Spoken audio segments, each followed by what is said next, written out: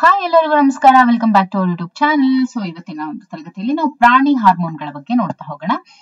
ಇಲ್ಲಿ ನೋಡಿ, ಥೈರಾಯ್ಡ್ ಗ್ರಂಥಿ, ಅಡ್ರಿನಲ್ ಗ್ರಂಥಿ, ಮೇದೋಜೀರಕ ಗ್ರಂಥಿ, ಪಿಟ್ಯೂಟರಿ ಗ್ರಂಥಿ, ವೃಷಣಗಳು ಮತ್ತು ಅಂಡಾಶಯ. ಓಕೆ, 1 2 3 4 5 6 ಈ 6 ಹಾರ್ಮೋನ್ಸ್ ಏನಿದಾವೆ ಇವನ್ನ ಚೆನ್ನಾಗಿ ನೆನ್ಪಿಟ್ಕೊಳ್ಳಿ.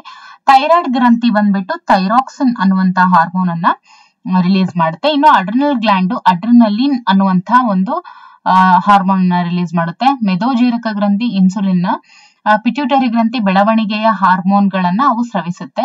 ವೃಷಣಗಳು ಬಂದು ಟೆಸ್ಟೋಸ್ಟಿರೋನ್, ಅಂಡಾಶಯ ಬಂದು ಈಸ್ಟ್ರೋಜನ್. ಓಕೆ, ಅಂಡಾಶಯ ಬಂದು ಈಸ್ಟ್ರೋಜನ್, ವೃಷಣಗಳು ಬಂದು ಟೆಸ್ಟೋಸ್ಟಿರೋನ್. ಓಕೆ, ಈಗ ನೋಡಿ, ಇವುಗಳ ಕಾರ್ಯಗಳನ್ನ ಒಂದೊಂದಾಗಿ ನೋಡ್ತಾ ಹೋಗೋಣ. ಥೈರಾಕ್ಸಿನ್ ಬಂದು ಇದು ದೇಹದ ಬೆಳವಣಿಗೆಗೆ, ಚಯಾಪಚಯ ಕ್ರಿಯೆಗಳನ್ನ ಇದು ನಿಯಂತ್ರಿಸುತ್ತೆ.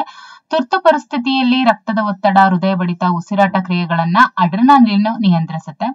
ಇನ್ಸುಲಿನ್ ಕಾರ್ಯ ಏನು ಅಂದ್ರೆ ರಕ್ತದಲ್ಲಿ ಸಕ್ಕರೆಯ ಮಟ್ಟವನ್ನ ನಿಯಂತ್ರಿಸುತ್ತೆ. ಬೆಳವಣಿಗೆಯ ಹಾರ್ಮೋನು ಬೆಳವಣಿಗೆಯನ್ನ ನಿಯಂತ್ರಿಸುತ್ತೆ. ಓಕೆ, ಆಮೇಲೆ ಟೆಸ್ಟೋಸ್ಟಿರಾನ್ ಏನಿರುತ್ತೆ ಇದು ಹುಡುಗರಲ್ಲಿ ಪ್ರೌಢಾವಸ್ಥೆಗೆ ಸಂಬಂಧಿಸಿದಂತಹ ಬದಲಾವಣೆಗೆ ಕಾರಣ ಆಗಿದೆ. ವೀರ್ಯಾಣುಗಳ ಉತ್ಪಾದನೆಗೆ ಇದು ಸಹಾಯಕವಾಗಿದೆ. ಈಸ್ಟ್ರೋಜನ್ ಬಂದು ಹೆಣ್ಣು ಸಂತಾನೋತ್ಪತ್ತಿ ಅಂಗಗಳ ಬೆಳವಣಿಗೆ, ಆಮೇಲೆ ಋತುಚಕ್ರದ ನಿಯಂತ್ರಣವನ್ನ ಮಾಡುತ್ತೆ. ಈಗ ಗಂಡು ಸಂತಾನೋತ್ಪತ್ತಿ ಅಂಗಗಳ ಕಾರ್ಯಗಳು ಏನೇನು ಅಂತ ಹೇಳಿ ನೋಡೋಣ. ಗಂಡು ಸಂತಾನೋತ್ಪತ್ತಿ ಅಂಗಗಳ ಕಾರ್ಯಗಳು. ಗಂಡು ಸಂತಾನೋತ್ಪತ್ತಿಯಲ್ಲಿ ನಾವು ವೃಷಣಗಳು, ವೀರ್ಯನಾಳ, ವೀರ್ಯಕೋಶಿಕೆ, ಶಿಶ್ನ ಮತ್ತು ಮೂತ್ರ ವಿಸರ್ಜನಾ ನಾಳ ಅಂತ ಹೇಳಿ 5 ಪಾರ್ಟ್ಸ್ ಅನ್ನ ಇಂಪಾರ್ಟೆಂಟ್ ಆಗಿ ನೋಡ್ತೀವಿ. ವೀರ್ಯಾಣುಗಳ ಉತ್ಪಾದನೆ, ಟೆಸ್ಟೋಸ್ಟಿರೋನ್ ಹಾರ್ಮೋನ್ ಸ್ರವಿಸೋದು ಈ ವೃಷಣಗಳ ಕೆಲಸ.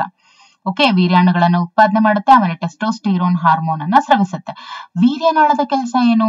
ವೀರ್ಯಾಣುಗಳನ್ನ ಸಾಗಿಸೋದೇ ಈ ವೀರ್ಯಾಣುಗಳನ್ನ ಸಾಗಿಸೋದೇ ಈ ವೀರ್ಯನಾಳದ ಕೆಲಸ.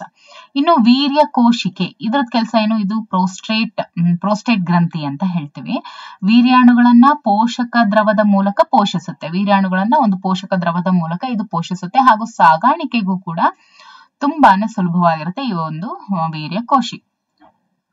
ಇನ್ನು ಶಿಶ್ನ, ವೀರ್ಯಾಣುಗಳನ್ನ ವೀರ್ಯನಾಳದ ಮೂಲಕ ಹೊರಗಡೆ ಬಿಡುತ್ತೆ. ಸೊ ಶಿಶ್ನದ ಕೆಲಸ ಏನು? ವೀರ್ಯಾಣುಗಳನ್ನ ವೀರ್ಯನಾಳದ ಮೂಲಕ ಹೊರಗಡೆ ಹಾಕುವಂಥದ್ದು. ಇನ್ನು ಮೂತ್ರ ವಿಸರ್ಜನಾ ನಾಳ, ಇದ್ರ ಕೆಲಸ ಏನು? ವೀರ್ಯಾಣು ಮತ್ತು ಮೂತ್ರಗಳೆರಡಕ್ಕೂ ಇರುವಂತಹ ಸಾಮಾನ್ಯ ಮಾರ್ಗ ಈ ಮೂತ್ರ ವಿಸರ್ಜನಾ ನಾಳ.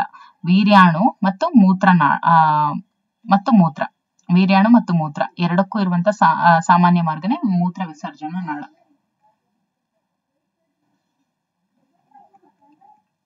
ಇದಿಷ್ಟು ಗಂಡು ಸಂತಾನೋತ್ಪತ್ತಿ ಅಂಗಗಳು. ಈಗ ಹೆಣ್ಣು ಸಂತಾನೋತ್ಪತ್ತಿ ಅಂಗಗಳ ಕಾರ್ಯಗಳನ್ನ ನೋಡೋದಾದ್ರೆ ಇಲ್ಲಿ ನಾವೇನನ್ನ ನೋಡ್ತೀವಿ?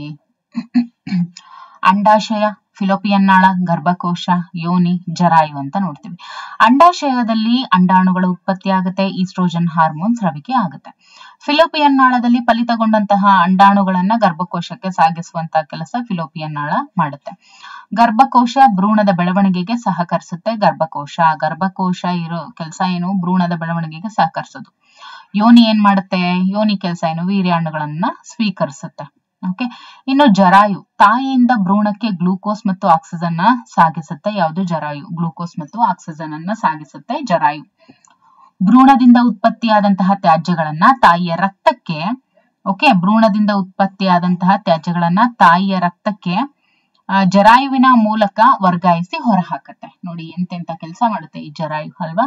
ಭ್ರೂಣ ಏನು ವೇಸ್ಟ್ ಉತ್ಪತ್ತಿ ಆಗಿರುತ್ತೆ ಅದರಲ್ಲಿ, ಅದನ್ನ ತಾಯಿಯ ರಕ್ತಕ್ಕೆ ಸೇರಿಸ್ಬಿಡುತ್ತೆ.